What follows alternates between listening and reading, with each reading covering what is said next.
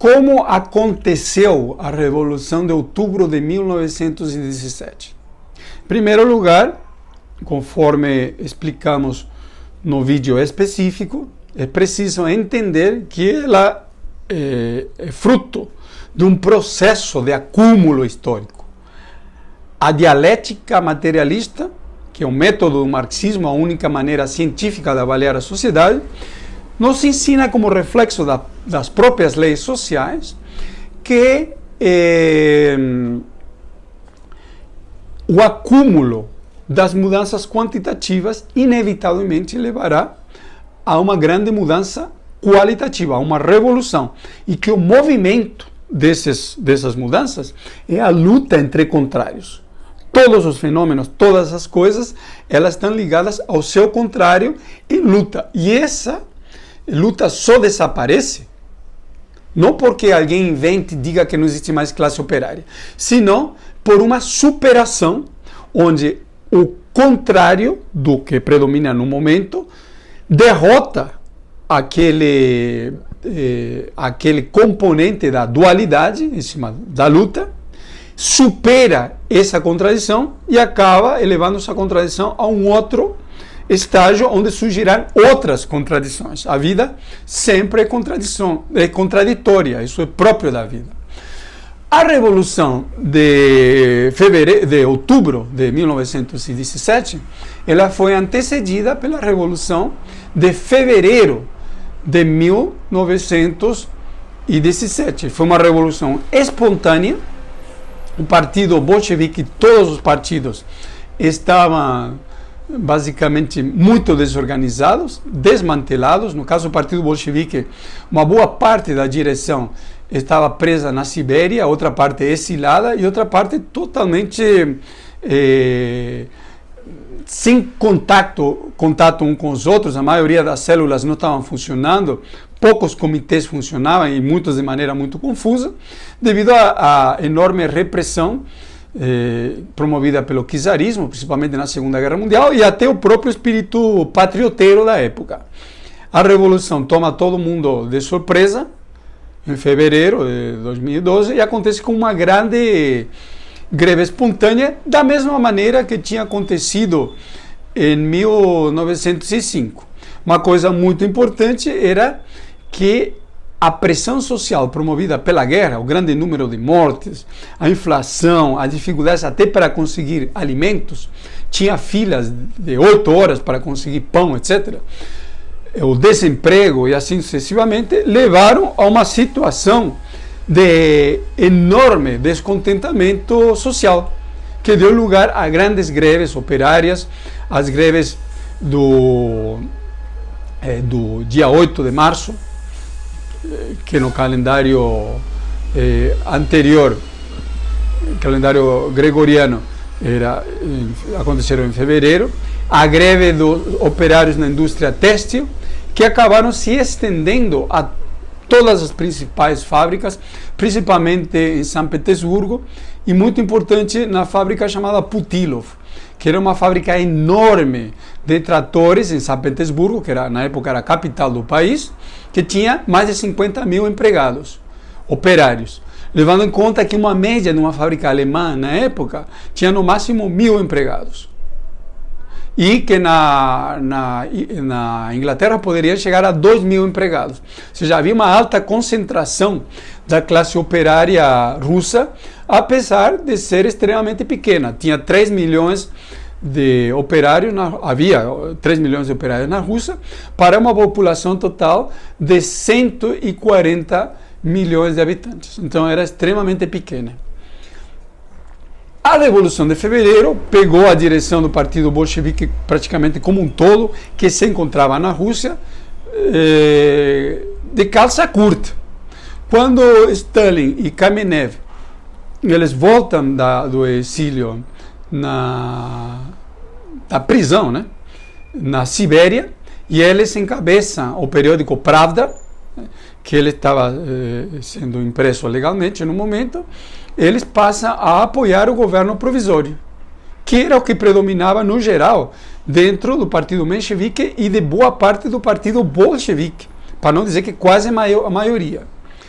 Lenin, quando toma conhecimento do acontecimento da Revolução, ele acaba passando para a Suíça, onde na Suíça ele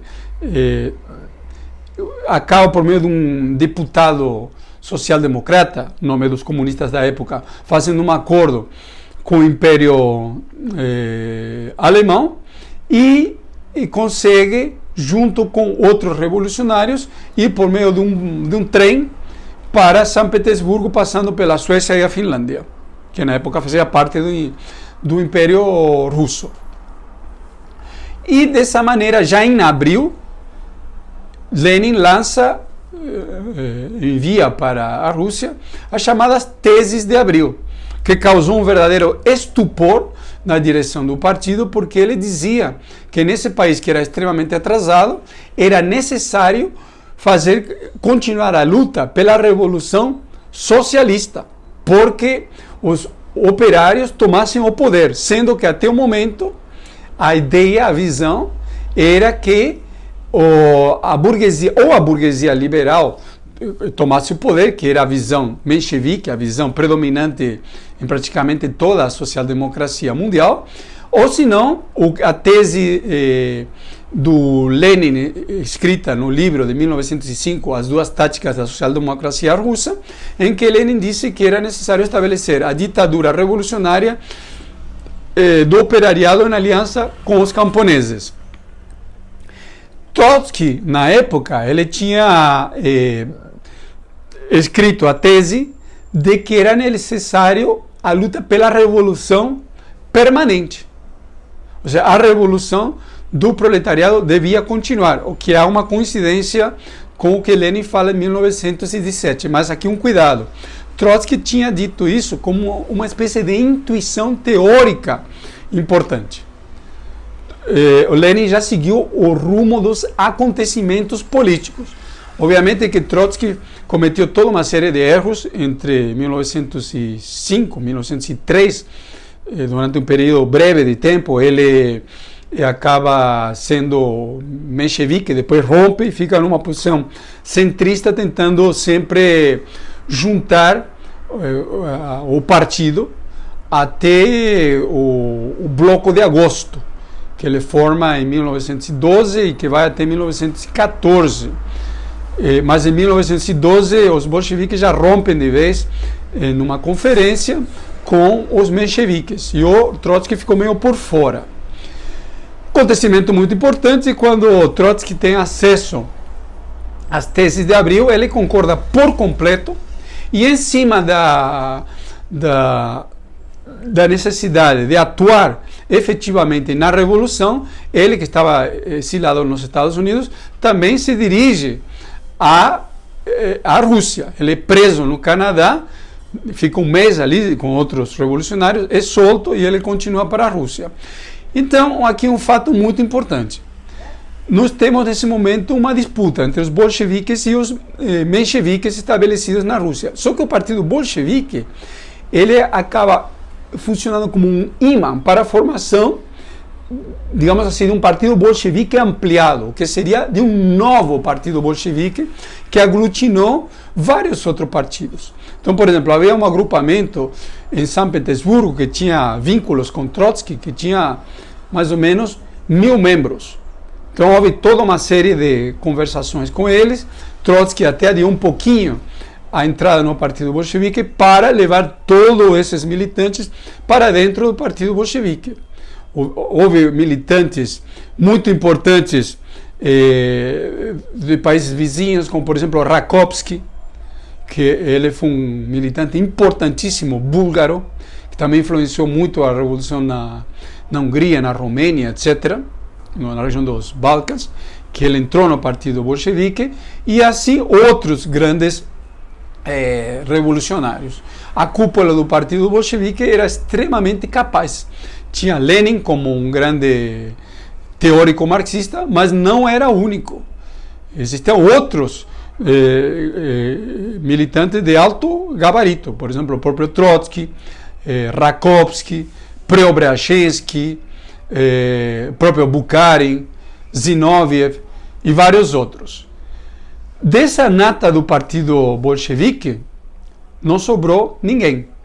Tirando o Sverdlov, que ele morre de causas naturais em 1919, e Lenin, que morre em 1924, todos os bolcheviques seriam posteriormente assassinados por Stalin. A maioria fizeram parte, principalmente, da oposição de esquerda liderada por Trotsky.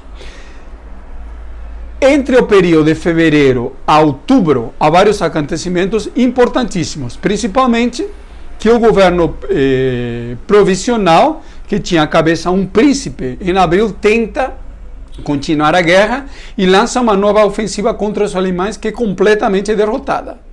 Aí o descontentamento social vai às alturas, há muitas deserções do exército, etc. E a burguesia, em aliança com os restos da nobreza, acaba elevando um ministro socialista, dos socialistas de esquerda, os zeristas, chamado Kerensky, à cabeça do governo provisional russo.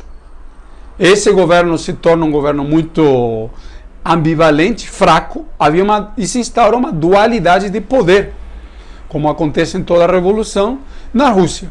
Uma parte do poder estava com o governo e outra parte do poder estava com o Soviet. Soviet em russo significa Conselho de Trabalhadores, principalmente em São Petersburgo e em Moscou.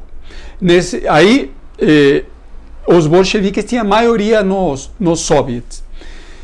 Em julho de 1917 se estrutura a tentativa de um golpe de Estado encabeçado por um general da extrema direita chamado Kornilov, que ele, com tropas vindo do front, ele vai invadir São Petersburgo para acabar com os soviets e acabar com a dualidade de poder e impor ali uma ditadura de cunho fascistoide.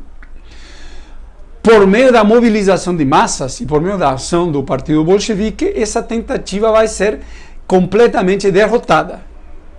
E o governo Kerensky, depois da derrota de Kornilov, acaba ficando à cabeça do governo e começa uma perseguição, a partir de agosto, contra o partido bolchevique. Trotsky vai ser preso, assim como outros dirigentes do partido russo, e Lenin vai para a clandestinidade, para a Finlândia. A revolução acaba sendo organizada, se cria um comitê insurrecional, do qual o Trotsky faz parte, junto com Lenin e outros revolucionários, e a revolução acaba triunfando no dia 25 de outubro de 1917, em São Petersburgo. Aqui um fator muito importante. A revolução bolchevique é uma revolução que praticamente acontece sem sangue, derramamento de sangue. Em São Petersburgo, os bolcheviques, eles conseguem a maioria no Soviet e por meio das milícias que eles tinham formados, eles tomam o Palácio do Inverno praticamente sem nenhuma morte. Em Moscou houveram enfrentamentos maiores e aí houve algumas dezenas de mortos. Mas basicamente a revolução ela acontece nessas duas cidades importantes, as mais importantes do país.